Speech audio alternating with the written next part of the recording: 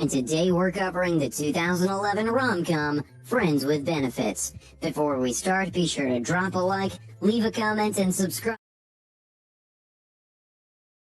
The movie starts with Dylan giving inputs on the website his team has just worked on, but gets a phone call in the middle of it where we meet Jamie, who looks like they're on a call with each other, but later we find out that they're talking to their significant others. Once they meet up with their dates, they get dumped and told that they have too many issues to be with. They both walk away from their breakups, vowing to take a break from the dating scene for a while.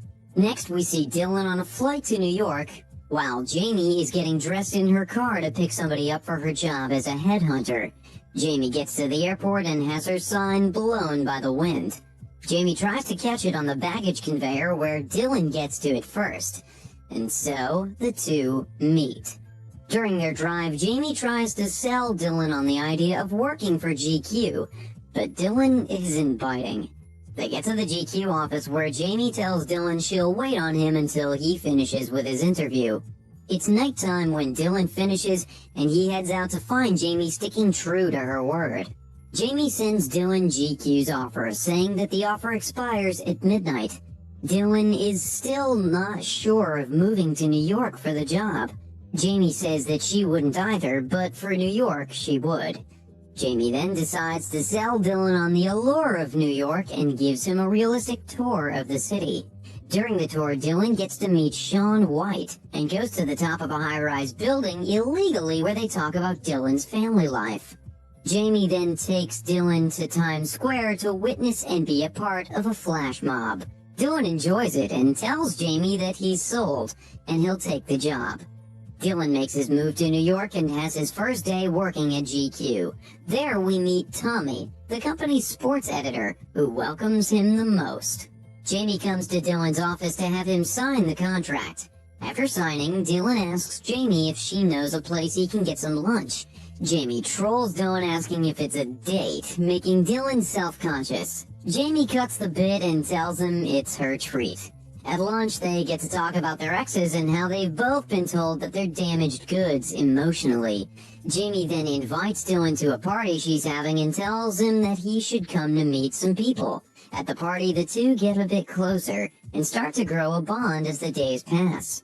The two have movie night and Jamie starts showing her hopeless romantic side and starts mouthing every line of the movie they're watching. The two then get to talking about how getting together sexually should be just that and not come with emotional and romantic implications like playing tennis.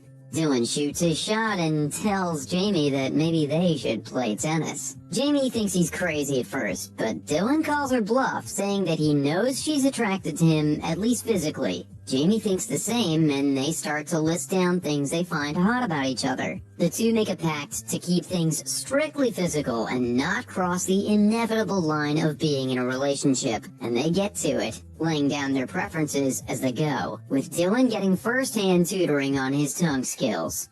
The next day, Jamie comes to visit Dylan at work where they talk about what happened last night. They both agree that it was a mistake and agree to stop. And then for a straight 6 minutes, they do the complete opposite, playing tennis every chance they can get. During one of their friendship sessions, Jamie's mom, Lorna, walks in on them. The two get dressed as Lorna mentions that Jamie hasn't introduced her to her new boyfriend, to which the two deny and say that it's a friendly thing they've got going on. Dylan gets to talking with Tommy and mentions the setup that they have. Tommy says that they're headed for disaster, saying that coitus always complicates things. That night, Lorna mentions to Jamie how she didn't expect for her to be in that kind of setup. Lorna then invites Jamie to a trip for the 4th of July to make up for the times that she hasn't been the best mom. Jamie humbly accepts. After another session, the two mutually decide to bookend their setup, saying they're both ready for something serious and applaud themselves for getting through it without any BS. The two head to a park where each of them try to point to a stranger that they might like. Jamie fails in finding Dylan a catch, but Dylan finds the perfect one for Jamie. Jamie approaches the guy named Parker and scores a date with him. Cue the montage of dates that seem like Parker and Jamie are the perfect match. On one of them, Jamie mentions that she has a 5-date rule before he lets the guy hit the home run. Parker says it's fine by saying that she's worth the wait. Dylan, on the other hand, decides that he should start mingling as well, seeing that Jamie is totally hitting it off with Parker. Jamie and Parker get to their 5th date, and as promised, Jamie lets Parker shoot his shot. Meanwhile, Dylan isn't so lucky with his lady. In the middle of his session, he gets a call from his sister, Annie, asking if he'll be coming home for the 4th of July, to which he confirms. The next day, after her night of fun, Jamie takes a call from Dylan outside her apartment, where Jamie tells him that things with Parker are going great. And just as she's about to head back, she catches Parker sneaking out of her apartment. Parker spins the same line that Jamie's exes have given her, and needless to say, things do not end amicably. Jamie goes to Dylan's place, where Dylan is packing to tell him just what happened to her and Parker. Dylan comforts Jamie and tells her to block it out, and that she should go have fun with her mother on their trip. When Jamie comes home to go on her trip with her mother, she isn't there.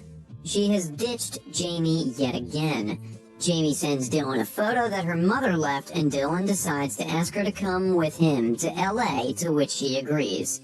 They get to LA, and Dylan introduces Jamie to Sam, his sister's son, as well as Annie, his sister. When he gets to his dad, Mr. Harper, he mistakes Jamie for another girl, revealing that he has Alzheimer's. That night, Jamie gets to talking to Annie about their dad and how Dylan was when he was young. When it's time for bed, Dylan knocks into Jamie's room saying that he thought she gave him a signal earlier by cracking her neck. Jamie says no, and that she'd rather have some emotional support since she's just been dumped. The two spend the night getting tipsy, and when things mellow out, the two share a moment that leads exactly where you'd expect. When they get done, Dylan slips out of her room with Annie, catching him in the act. The next day at breakfast, Jamie starts to take care of Dylan, which makes Dylan's family members know what's up between the two. At dinner, Jamie and Dylan start to tease each other, which makes them look even more like a couple. Mr. Harper then gets an episode of his illness asking where his wife is, who had actually left them a long time ago. The next day, Jamie and Dylan hike up the Hollywood sign.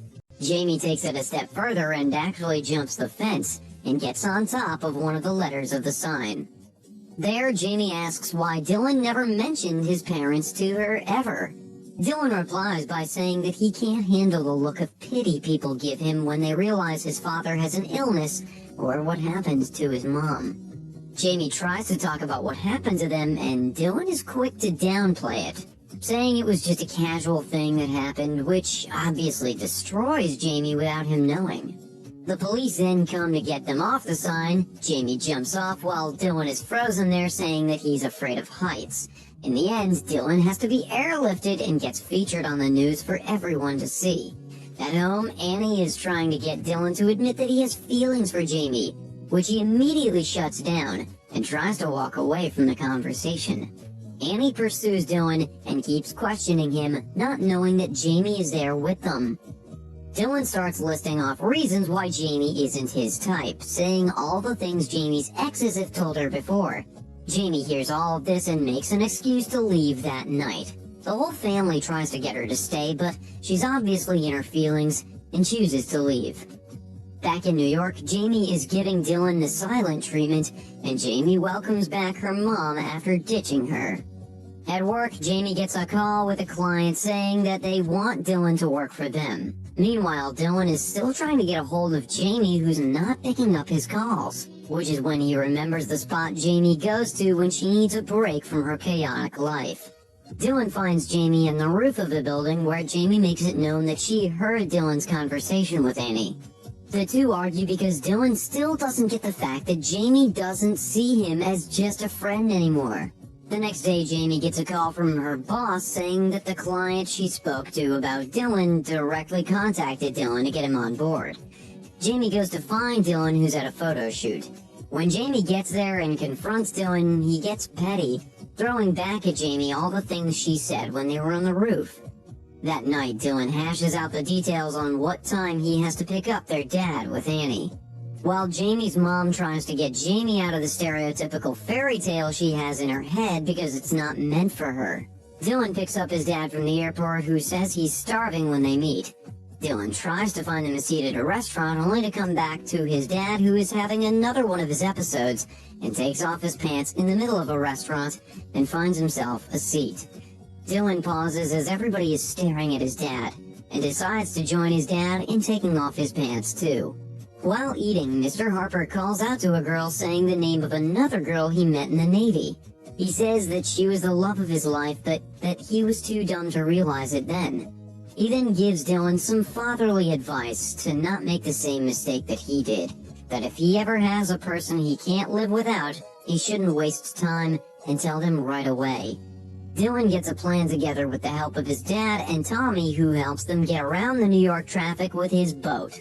Dylan gets everything set up before he leaves his dad with Dave, who's there to look after him. Next, we see Jamie at Grand Central Terminal on the phone with her mom, who she's supposed to meet up with. A flash mob starts up where her mom reveals all of this as part of Dylan's plan. Dylan pours his heart out and Jamie gets her fairy tale ending the way she always dreamed of. There were highs and lows, ups and downs, laughs and crying, and in the end, everybody gets a little something that they want. Subscribe to watch more videos like this. Turn on notifications. And leave a like, it really helps the channel out. Thank you for watching.